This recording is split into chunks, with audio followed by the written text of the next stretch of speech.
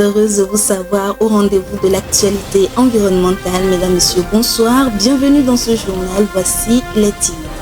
Rendre propre la capitale éthiopienne et créer de l'emploi, c'est l'ambition des travailleurs du secteur informel qui ont instauré le ramassage des déchets plastiques pour lutter contre la pollution plastique. À découvrir dans un instant. Nous découvrirons dans cette édition la laitue d'eau, encore appelée la salade de l'eau. Une plante aquatique vivace flottante qui a plusieurs avantages sur les écosystèmes marins. Et puis les enfants sont les plus vulnérables face aux conséquences du dérèglement climatique.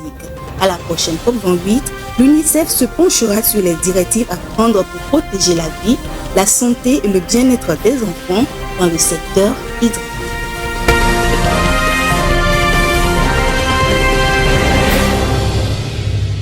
La pollution plastique constitue une préoccupation majeure en Éthiopie. Ainsi, les travailleurs du secteur informel ont commencé le ramassage des déchets plastiques dans la capitale Addis Abeba. Cette initiative permet de lutter contre la pollution plastique et constitue également une source de revenus. Voyons cela avec Irène Papadina. Des ramasseurs de déchets viennent régulièrement dans ce quartier d'Addis Abeba en Éthiopie pour vendre leur récolte de bouteilles en plastique. Ces travailleurs de l'économie informelle sont essentiels à la lutte contre la pollution plastique et au fonctionnement d'une économie circulaire. Les déchets plastiques sont devenus une préoccupation majeure dans certains quartiers de la capitale éthiopienne, souvent jonchés d'ordures, notamment des sacs et des bouteilles en plastique. Sebdana Wakisho, un intermédiaire, se charge du relais. Et il rachète les déchets plastiques avant de les revendre aux usines de transformation. Cette initiative contribue activement à l'assainissement de l'environnement et à la création des opportunités de revenus pour les ramasseurs. Ces déchets collectés sont ensuite transformés en flocons qui servira à fabriquer à nouveau des sacs en plastique. Malgré l'intérêt écologique de ce processus, il n'en reste pas moins que cela contribue à encourager l'usage de ce plastique qui est ensuite rejeté dans la nature. 175 pays s'étaient réunis du 13 au 19 novembre dernier à Nairobi, au Kenya, afin de mener une troisième série de négociations sur un traité international contraignant contre la pollution plastique. Mais aucun accord n'a été conclu à quelques semaines de la COP28 qui se tiendra à Dubaï. Environ 140 volontaires dans le sud-est du Zimbabwe ont participé à un recensement annuel crucial de la faune sauvage. Ils avaient pour action de surveiller l'état des ressources fauniques du pays dans une situation de sécheresse régionale préoccupante. Léon Sagbo nous éclaire. Des volontaires ont observé l'impact positif des récentes pluies sur la verdure du parc national de Gonarezu, encore appelé lieu des éléphants. Le paysage de ce parc raconte l'histoire d'éléphants désespérés qui endommagent les baobabs et les acacias à la recherche de nourriture suite à la sécheresse. Alors que les animaux du Gonarezu sont considérés chanceux, d'autres réserves fauniques du Zimbabwe ont souffert des effets néfastes de la sécheresse due au changement climatique. Tinashe Farao, porte-parole de l'autorité de gestion des parcs et de la faune de Zimbabwe, s'inquiète des rapports croissants faisant état d'angoisse animale cette année. Il a souligné que le défi posé par le changement climatique qui entraîne des conditions météorologiques imprévisibles et des périodes de sécheresse prolongées dans le pays. Il a souligné le défi posé par le changement climatique qui entraîne des conditions météorologiques imprévisibles et des périodes de sécheresse prolongées dans le pays. Il note que le nombre alarmant des morts d'éléphants et de buffles ont été signalés à Rwange, le plus grand parc du Zimbabwe. Ceci a poussé l'État à installer 100 forages à énergie solaire pour fournir de l'eau aux animaux. Les effets du changement climatique vont au-delà du Zimbabwe.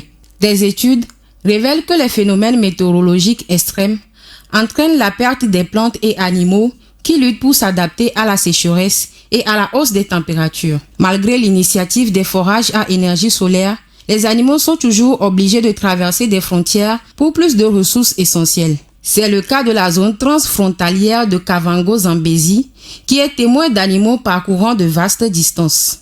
Une étude récente a relié la chaleur, la sécheresse et la densité de la population à une infection bactérienne qui a tué des éléphants dans le parc du Rwange. Les conséquences du changement climatique affectent non seulement les éléphants, mais aussi les oiseaux qui dépendent d'arbres spécifiques pour se reproduire. Le conflit entre humains et animaux complique la situation. Les communautés à proximité des parcs nationaux étant confrontées à la faune sauvage qui empiète sur les établissements humains, a souligné Farao, qui ajoute que le nombre croissant d'appels de détresse reçus par l'agence est considérable. Au Kenya, les forêts de mangrove qui capturent et stockent le carbone sont menacées par l'exploitation forestière, la pisciculture ou encore la pollution. Dans le but de protéger et de favoriser la croissance de cette espèce d'arbre, la communauté de Gazi et le groupe Mikoko Pimoja ont mis en terre 4000 plants. Irène Papadino. Les forêts de mangrove du Kenya sont menacées de disparition. Dans le but de favoriser la reproduction de ces plantes chaque année, Mikoko Pamoja, un groupe engagé dans leur protection, a mis en terre 4000 plants. Grâce au soutien de l'Institut kényan de la recherche et de la marine, les populations côtières bénéficient des crédits carbone qui sont une compensation des émissions de gaz à effet de serre. Environ 113% des habitants de villages de Gazi et de Mankogeni disposent désormais d'eau fraîche dans leur maison. La vente de ces crédits leur a rapporté 3 millions de shillings kenyans, soit environ 25 500 $ américains chaque année. Ce financement a non seulement permis d'améliorer le niveau de vie de la communauté, mais également de purifier l'air des villages proches des forêts de mangrove. Les forêts de mangrove occupent moins de 0,5% de la surface mondiale des océans, mais stockent environ 110% du carbone total séquestré par les océans du monde. Elles représentent actuellement 10% de la couverture forestière totale du Kenya. Des recherches ont montré que les écosystèmes côtiers stockent davantage de carbone que les forêts terrestres, jouant ainsi un rôle crucial dans l'atténuation des effets du changement climatique. Grâce au travail du gouvernement et des communautés, l'habitat naturel du pays se reconstitue. Outre le Kenya, le Madagascar, la Gambie, le Sénégal et le Mozambique ont également adopté des projets de restauration des écosystèmes marins. C'est une plante avec des rosettes de feuilles vertes flottant sur l'eau qui participe à décorer la surface d'un bassin d'eau. En plus de son aspect ornemental, la laitue d'eau possède des vertus épuratives nécessaires au maintien d'un écosystème aquatique sain. Rafié Toumbere nous amène à la découverte de cette plante à travers ce commentaire. La laitue d'eau ou salade d'eau est une plante aquatique flottante appartenant à la famille des Aracées. Elle est originaire des régions tropicales et subtropicales et apprécie les eaux chaudes et les températures supérieures à 15 degrés Celsius. Son aptitude de croissance est d'ailleurs directement liée au climat et à son ensoleillement. Dans des conditions favorables, la laitue d'eau peut vite coloniser toute l'étendue d'un bassin. C'est pourquoi il est impératif de contrôler son expansion en éclaircissant le nombre de plants. Cette plante se caractérise par son aspect en rosette de feuilles vertes brillantes disposées en spirale sur 10 à 20 cm d'envergure et de hauteur. Ses feuilles sont épaisses, charnues et arrondies, formant une sorte de cuvette qui retient l'eau. Les racines pendantes de cette plante se développent dans l'eau, offrant un refuge pour de nombreux organismes aquatiques. Son aspect fonctionnel ne s'arrête pas là. Le système radiculaire de la plante absorbe les nutriments dans l'eau, apportant à la laitue d'eau des capacités épuratives très utiles au maintien de la bonne santé d'un bassin de jardin. La laitue d'eau se multiplie très facilement et spontanément grâce à ses très nombreux rejets. C'est d'ailleurs pour cela qu'en zone tropicale, elle est devenue invasive, recouvrant entièrement des plans d'eau. Les racines de la laitue d'eau sont très appréciées des poissons car elles leur servent de refuge et de nourriture. Les médecines populaires d'Inde et de la Chine utilisent la laitue d'eau pour soigner divers maux comme les aimants et d'autres maladies de la peau. En Espagne, la sécheresse assoiffe la région de Catalogne. La situation est très critique au point où les autorités locales pensent à faire venir l'eau par bateau. Principalement touchée par le réchauffement climatique, l'Espagne est frappée depuis 2021 par une sécheresse sans précédent. Yuva Samana pour plus de précision. La région espagnole de Catalogne est assoiffée. Les réservoirs se vident et les autorités locales n'excluent pas de faire venir de l'eau par bateau pour approvisionner la région.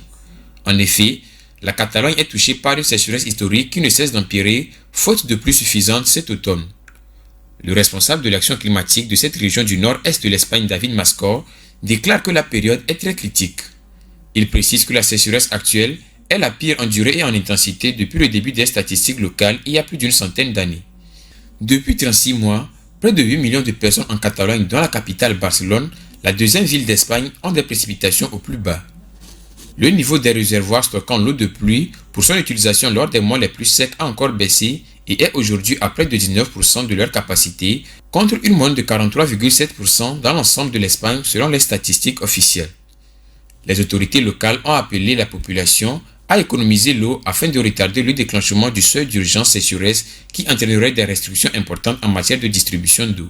En Espagne, environ 130 litres d'eau sont consommés en moyenne par jour et par personne.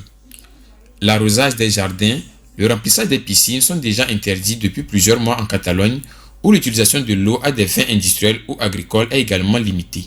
Dans ce contexte, le gouvernement régional va jusqu'à envisager d'amener de l'eau à Barcelone par bateau si cela s'avère nécessaire.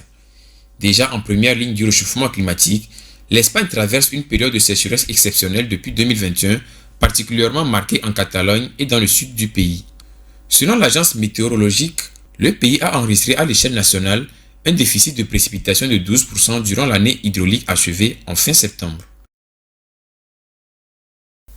Parlons de la COP28 à présent. Dans un récent rapport, le Fonds des Nations Unies pour l'enfance UNICEF révèle qu'un enfant sur 3 est exposé aux effets du changement climatique, à l'instar du stress hydrique.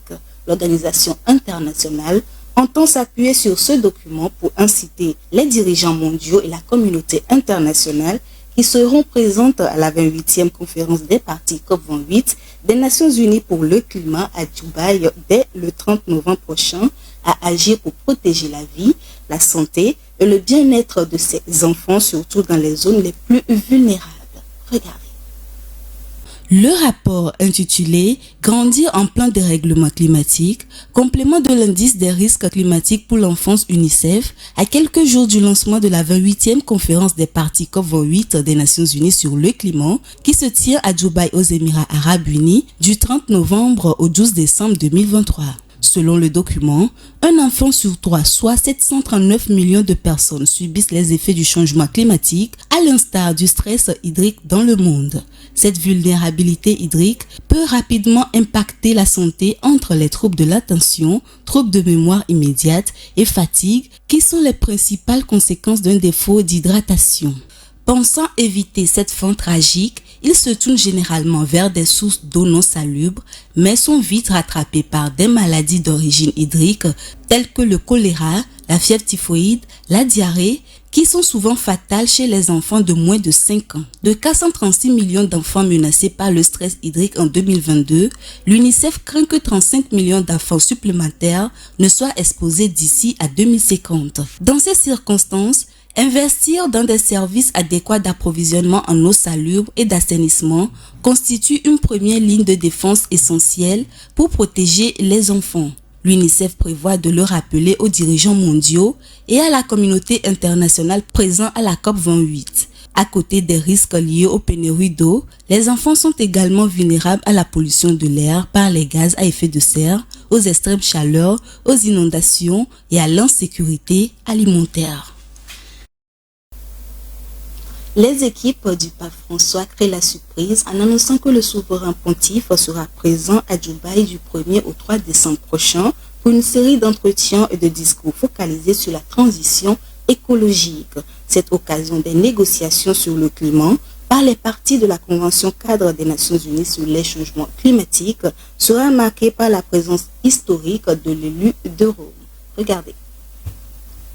C'est une première depuis le lancement de la conférence des parties des Nations Unies sur les changements climatiques COP en 1995. Le pape François, chef de l'Église catholique romaine, participera aux assises de la COP28 qui s'ouvre le 30 novembre 2023 aux Émirats Arabes Unis. Durant 3 jours, la diplomatie environnementale du Vatican prévoit des rencontres privées bilatérales, l'inauguration du pavillon de la foi sur le site vert de l'Expo City à Dubaï, ainsi qu'un discours clé devant les représentants de 194 pays et organisations de la société civile venus de tous les continents. Cet événement est déterminant pour l'évêque de Rome parce qu'il s'agira de faire aboutir un accord international visant à baisser les émissions de gaz à effet de serre. C'est la clé de toutes les tensions entre les nations du Nord et du Sud, notamment au sujet de qui paie la facture de la pollution et comment réussir la transition énergétique. Conscient des divisions et de l'injustice souvent orchestrées par ces questions depuis bien de décennies déjà, le pape François veut, à travers sa présence dans la capitale économique émiratie, prôner l'équité et encourager le consensus. Pour l'heure, rien n'indique qu'une fumée blanche sortira des négociations entre l'Europe, l'Amérique, l'Océanie, l'Asie et l'Afrique à l'issue de cette visite apostolique. À Dubaï, les pays africains seront sans doute plus attentifs au pape François puisqu'il a effectué une tournée régionale en février 2023. Stocker le dioxyde de carbone dans les fonds marins internationaux est une technologie incontournable pour atteindre les objectifs climatiques. La Suisse, face à la crise climatique, prévoit de pratiquer cette technologie dès 2024. Léon Salbo pour plus d'explications. Le dioxyde de carbone, principal gaz à effet de serre lié à l'activité humaine, sera exporté pour être stocké dans les fonds marins étrangers. Ceci a été autorisé par le gouvernement suisse et sera effectif à partir de 2024. C'est une technologie dite de captage et de stockage du dioxyde de carbone CCS qui sert à enrayer le réchauffement climatique. Elle consiste à capter les émissions du CO2 à la sortie des cheminées d'usines et le séquestrer après liquéfaction dans des réservoirs géologiques. D'après le gouvernement suisse, le stockage permanent du CO2 est incontournable dans la politique climatique pour atteindre les objectifs climatiques nationaux et internationaux. Il souligne que le protocole de Londres à la Convention de 1972 sur la prévention de la pollution des mers interdit toute exportation de déchets en vue de les éliminer en mer. Mais un amendement apporté en 2009 a créé une exception pour le CO2. Bien qu'elle soit complexe et coûteuse, la technologie du CCS est jugée nécessaire par le GIEC, groupe d'experts intergouvernemental sur l'évolution du climat, et l'Agence internationale de l'énergie pour enrayer la montée des températures. Toutefois, certains défenseurs de l'environnement se méfient car pour eux, un tel outil pourrait servir de prétexte pour davantage d'exploitation des énergies fossiles et détournerait les investissements nécessaires dans les énergies renouvelables. La grande île de l'océan Indien croule sous une chaleur infernale. Depuis le mois d'octobre, Madagascar subit une très forte hausse de température. Les changements climatiques, principalement causés par les activités humaines, sont pointés du doigt. Viva Samana nous éclaire. Le thermomètre est monté très haut à Madagascar. Une telle chaleur n'aurait pas été possible sans le changement climatique. C'est le résultat d'une étude publiée le 23 novembre par le World Weather Attribution, un réseau mondial de scientifiques qui analyse en temps réel les événements météorologiques extrêmes. En octobre dernier, la grande île a été frappée par une vague de chaleur qu'elle n'avait jamais connue depuis 40 ans. Le rapport conclut que le changement climatique causé par l'activité humaine a fait monter la température de 1 à 2 degrés Celsius selon les variables étudiées. D'après le conseil technique du Centre climat de la Croix-Rouge et du Croissant-Rouge Sanyati Sengup, une hausse de 0,5 degrés Celsius peut pousser des milliers de personnes à leur limite physiologique et provoquer des décès. Cette vague de chaleur est une double peine pour les Malgaches. En effet, 91% de la population de la grande île vit sous le seuil de pauvreté. La moitié n'a pas accès à l'eau potable et à l'électricité, une situation qui les rend plus vulnérables au changement climatique. Rappelons qu'en 2023, plus de 13 000 personnes sont mortes à cause des phénomènes climatiques extrêmes en Afrique, selon la base de données internationale sur les catastrophes. Ainsi s'achève cette édition. Merci de l'avoir suivi. Merci de votre fidélité sur Print TV International. Au revoir.